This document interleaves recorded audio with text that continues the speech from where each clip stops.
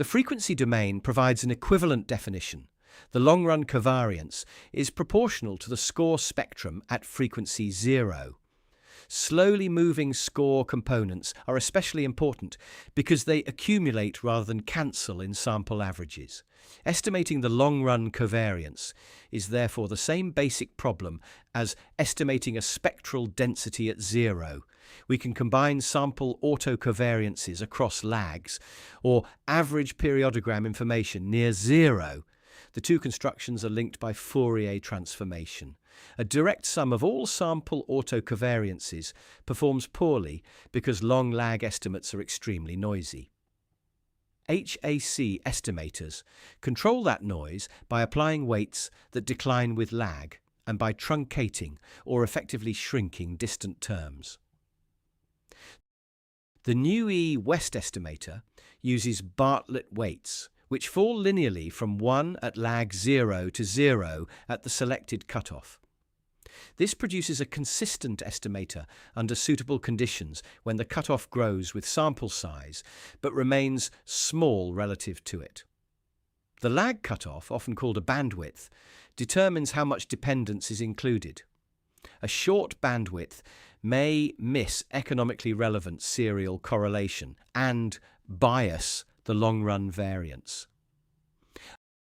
A long bandwidth includes more distant sample covariances, but raises variability because those covariances are estimated imprecisely. The best choice depends on persistence, sample size, kernel, and inferential objective.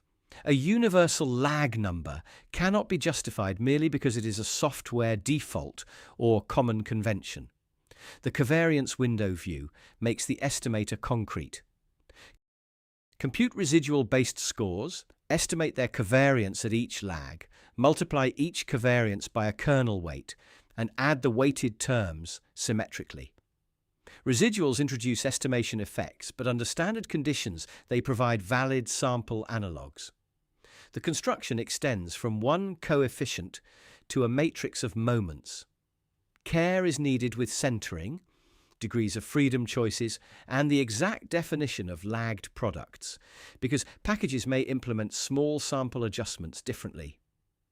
A covariance matrix used for standard errors should be positive semi-definite.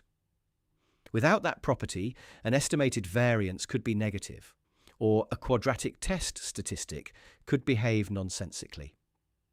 Some time domain weight sequences do not guarantee positive semi-definiteness in finite samples. The spectral view clarifies the solution.